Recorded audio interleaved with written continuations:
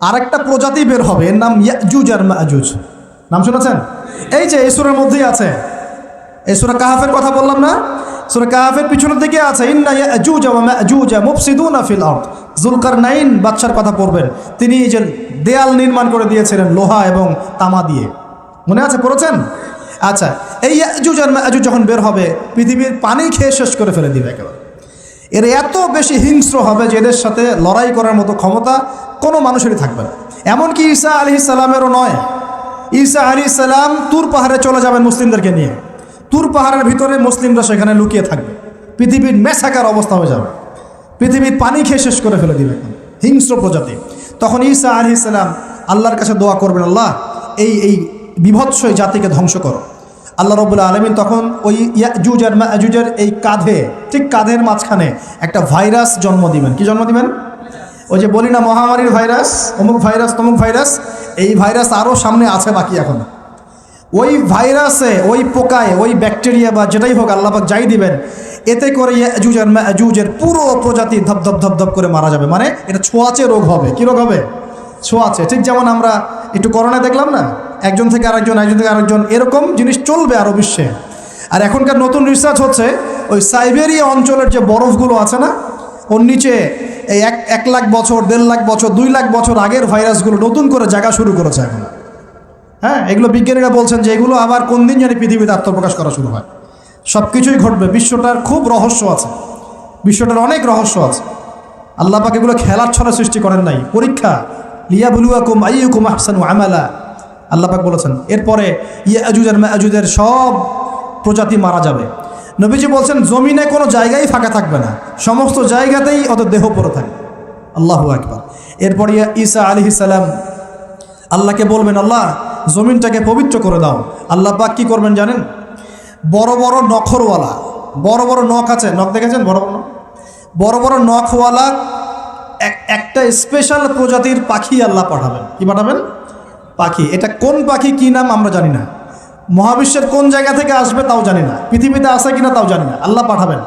আবাবিল, তয়রন আবাবিল যখন আল্লাহ পাখি পাঠিয়েছিলেন না, ও আরসালা আলাইহিম তয়রন আবাবিল, আসলে ওই পাখির নাম কিন্তু আবাবিল না, আবাবিল মানে হচ্ছে ঝাঁকে ঝাঁকে। তো ওই পাখি কি আর দেখা গেছে? ওই রকম করে পাথর কেউ নিক্ষেপ করেছে? আর ঠিক এরকম করে এই এক শ্রেণীর পাখি আল্লাহ পাঠাবেন যাদের নখগুলো খুব বড় বড় হবে, বিশাল বিশাল নখ। এই নখগুলো দিয়ে তারা দেহগুলোকে উঠাবে, উঠিয়ে নিয়ে কোথায় যে ফেলে দেবে আল্লাহ ভালো জানে। সুবহানাল্লাহ, আল্লাহু আকবার। আল্লাহ পাক বিশ্বে কত কি বাকি রেখেছেন এখন। এরপরে আল্লাহ পাক কী করবেন জানেন? আল্লাহ পাক বৃষ্টি বর্ষণ করবেন। এত বেশি বৃষ্টি হবে, এত বৃষ্টি হবে, জমিন ধুয়ে পরিষ্কার হয়ে যাবে। হাদিসে আসছে জমিন একদম চকচক করবে, জমিনটা পরিষ্কার হয়ে চকচক করতে থাকবে। এরপরে কারণ ওই ভাইরাস তো ধুইতে হবে না, ভাইরাসকে ধুয়ে সাফ করতে হবে। তারপরে ঈসা আলাইহিস সালামের সময়ে বলা হচ্ছে, তার সময়ে একটা ডালিম, ডালিম দেখেছেন কি না? আনার ডালিম, এই ডালিমের যে খোসা হয় না, এই ডালিমের খোসার নিচে একটা পুরো পরিবার আশ্রয় নিতে পারবে। কি বুঝলেন? এত বড় বড় ফল হবে, এত বরকত হবে জমিনের মধ্যে। কখন বরকত হয়? যখন একটা জনপদের অধিবাসীরা আল্লাহর সামনে আত্মসমর্পণ করে, তখন আল্লাহ বরকত দেন। আমরা কি আত্মসমর্পণ করছি? এই জন্যই তো অর্থনৈতিক মন্দা চলছে। এমনি এমনি নাকি? সুদ খাচ্ছেন, দিব্যি ঘুষ খাচ্ছেন, দুর্নীতি করছেন, জেনা করছেন, মানুষের সম্পদ আত্মসাৎ করছেন, মাপে কম দিচ্ছেন, আবার নামাজও পড়ছেন, মাশাআল্লাহ। তো বরকত কোত্থেকে আসবে? তো বরকত তখন আসে যখন একটা কম আল্লাহর সামনে সম্পূর্ণ আত্মসমর্পণ করে। একটা ডালিম হবে, এটা রূপকথা নয়, এগুলা গাল গল্প বলছি না। এই প্রতিটা কথা আল্লাহ পাকের ওহী থেকে আসছে, এর একটা কথা মিথ্যা হবে না ইনশাআল্লাহ তাআলা। বিশ্ববাসীরা দেখবে একটা ডালিমের নিচে একটা পরিবার আশ্রয় নিতে পারবে। এত স্পেসিফিকলি বলা হয়েছে হাদিসগুলোতে। নবী সাল্লাল্লাহু আলাইহি ওয়াসাল্লাম বলেছেন যে 10 জন ঘোড়সাওয়ার, কয়জন ঘোড়সাওয়ার? 10 জন ঘোড়সাওয়ার বের হবে ইমাম মাহদির সময়, যারা খোঁজ নিতে যাবে যে দেখি দাজ্জাল বের হয়েছে কিনা। ঘোড়ায় করে খোঁজ নিতে যাবে, দেখি দাজ্জাল বের হয়েছে কিনা। ওই 10, নবীজি বলছেন আমি ওই 10 জনের নামও জানি, ওদের বাবার নামও জানি। সুবহান। এত স্পেসিফিক জ্ঞান দেওয়া হয়েছে আল্লাহর পক্ষ থেকে নবী সাল্লাল্লাহু আলাইহি ওয়াসাল্লামকে। তার হাদিস থেকে বলছি ডালিমের নিচে পরিবার আশ্রয় নিতে পারবে। তো অনেকে হয়তো হাসবে, কি বলে একটু উল্টাপাল্টা কথা, তাই না? নাস্তিকরা মনে করতে পারে যে হাসবে, আর হাহারি এক দিয়ে রেখে দেবে। এখন মানুষ ফেসবুকের মতো চিন্তা করে, ফেসবুকের মতো হাসে, ফেসবুকের মতো কাঁদে, মানুষ এখন রোবটিক হয়ে গেছে, ঠিক আছে। আচ্ছা, তো এরপর কি? এরপরে বরকতের এই সময়টা শেষ হয়ে যাবে কখন? যখন মানুষ আবার সেই জেনা, পাপ, শিরিক, কুফর এগুলোতে লিপ্ত হবে। আল্লাহ রাসূল বলছেন এমন একটা মানুষও বাকি থাকবে না, একটা মানুষও না যে খালি লা ইলাহা ইল্লাল্লাহ কালিমাটা পড়তে জানে, এমন একটা মানুষও বাকি থাকবে না। বলেন নাউজুবিল্লাহ। ওরা হবে এই পৃথিবীর সবচেয়ে নিকৃষ্ট মানুষ। ওদের চেয়ে নিকৃষ্ট কোনো মানুষ এই পৃথিবীতে হবে না। এখনও কি এরকম সময় আসে নাই?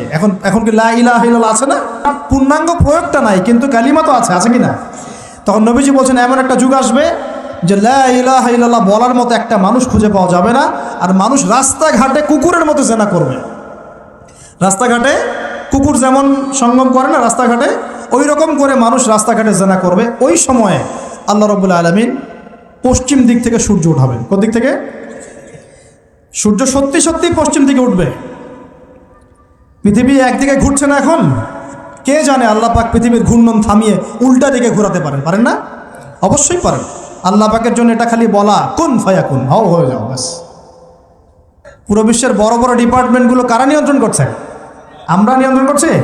জি না। এমনকি খ্রিস্টানরাও নিয়ন্ত্রণ করছে না, বরং ওরাই নিয়ন্ত্রণ করছে।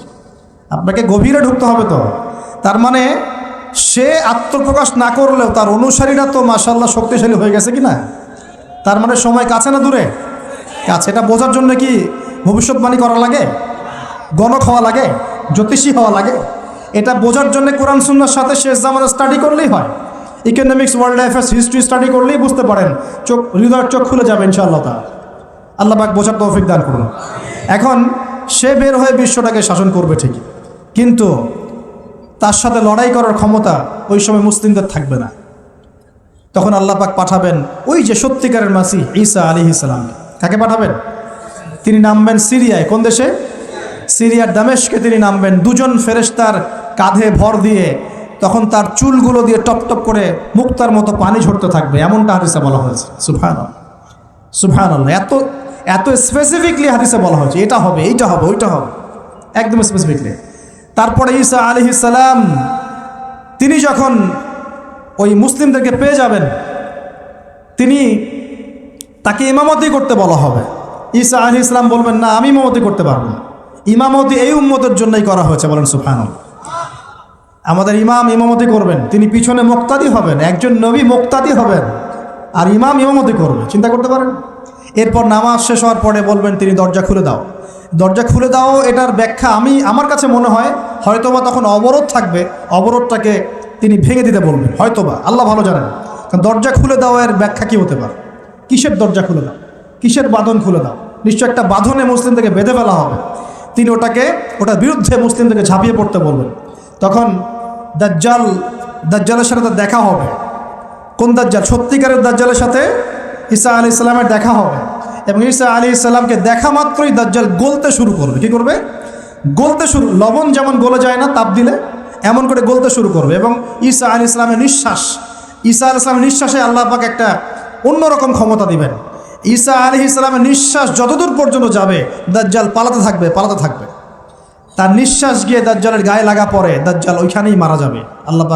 আল্লাহ পাক এই শুধু তাকে নয়, তার সমস্ত অনুসারীদেরকে আল্লাহ পাক সেখানে মেরে ফেলবেন ইনশাআল্লাহ। মুসলিমদের হাতে। কার হাতে? মুসলিমদের হাতে। এটার জায়গাটা মেনশন করা আছে, বাবেলুদ নামক জায়গা। কোন জায়গা? বাবেলুদ। যান গুগল সার্চ করে দেখেন বাবেলুদ কোন জায়গায় আছে।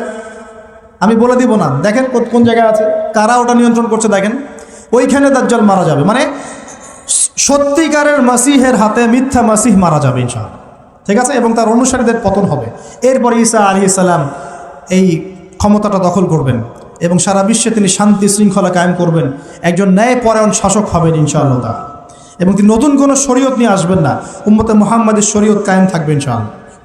এরপরে 40 বছর তিনি রাজত্ব করবেন। কত বছর? 40 বছর।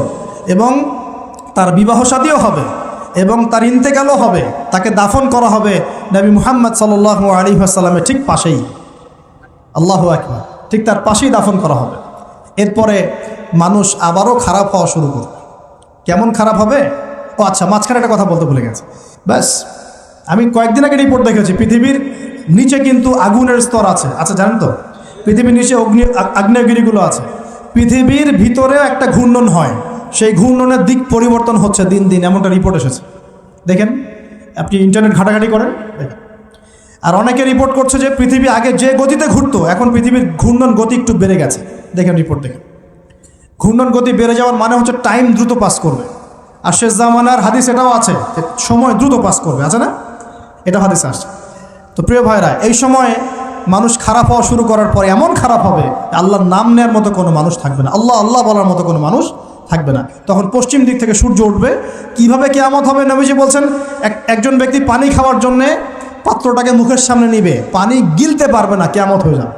নাউযুবিল্লাহ। ইযা ওয়াকাআতিল ওয়াকিআ লাইসা লিওয়াকাআতিহা কাযিবা আল খারিআতু মাল খারিআ ওয়া মা আদরাকা মাল খারিআ, আছে না? আম্মা ইয়াতাসাআলুন আনিন নাবাইল আযীম। কত সূরা আছে কিয়ামত সংক্রান্ত, পড়ে দেখেন। ইযা যুলজিলাতিল আরদু জিলজালাহা ওয়া আখরাজাতিল আরদু আথকালাহা ইযা শামসু কুওয়িরাত ওয়া ইযা নুজুমু কাদারাত। এই সূরাগুলো পড়ে দেখেন। আম্মা পাড়ার শেষ পাড়াটা, যেটা 30তম পাড়া, এর সূরাগুলো পড়ে দেখেন। কিয়ামত চোখে দেখতে পারবেন ইনশাআল্লাহ। সিংহায় ফুঁক দেওয়া হবে। আল্লাহ পাকের ফেরেশতার এত ক্ষমতা আল্লাহ দিয়েছেন, একটা ফুয়ে পুরো মহাবিশ্ব ধ্বংস হয়ে যাবে ইনশাআল্লাহ। চারটাখানি কথা নাকি? দ্বিতীয় ফুৎকারে আবার সবাইকে জীবিত করা হবে। এবং এই যে দুনিয়ার জীবনটা আমরা কাটাচ্ছি, এই 30, 40, 50, 60, 100 বছরের জীবন, এই জীবনের এক একটা হিসেব আল্লাহর সামনে দাঁড়িয়ে সেদিন দেওয়া লাগবে। অতএব এই দুনিয়ার জীবনটাতে প্রস্তুতি গ্রহণ করি, 5 ওয়াক্ত নামাজ পড়ি, যাকাত দেই, কালিমা বোঝার চেষ্টা করি, আল্লাহ তাওহীদ শিখি, জানি, বুঝি, নবীর সুন্নত অনুযায়ী আমল করি, হালাল খাই, পরিবার গড়ি, মানুষকে সৎ কাজে দাওয়াত দেই, অসৎ কাজে নিষেধ করি, ইসলামকে আল্লাহর জমিনে প্রতিষ্ঠা করার চেষ্টা করি। আল্লাহ পাক যা দিয়েছেন, জানমাল, সময়, শ্রম, আল্লাহ পাক যা দিয়েছেন, ক্ষমতা, প্রতিপত্তি, সম্পদ, এগুলোকে আল্লাহর দিনের জন্য ব্যয় করি। ইনশাআল্লাহ দুনিয়া সফল হব, পরকালে সফল হবে ইনশাআল্লাহ আযজা ওয়া জাল। আল্লাহ পাক আমাদের সবাইকে সমকালীন ফিতনাগুলো সম্পর্কে সচেতন থাকার তৌফিক দান করুন এবং এই রমজান আসন্ন রমজানে পরিপূর্ণরূপে ইবাদত করার তৌফিক দান করুন এবং এই ইবাদত এবং শিক্ষাগুলোকে সারা বছর ধরে রাখার তৌফিক দান করুন এবং জামানা সম্পর্কে সচেতন থেকে আগামী দিনে যা হবে সেভাবে পদক্ষেপ নেওয়ার তৌফিক আল্লাহ পাক দান করুন। আমিন।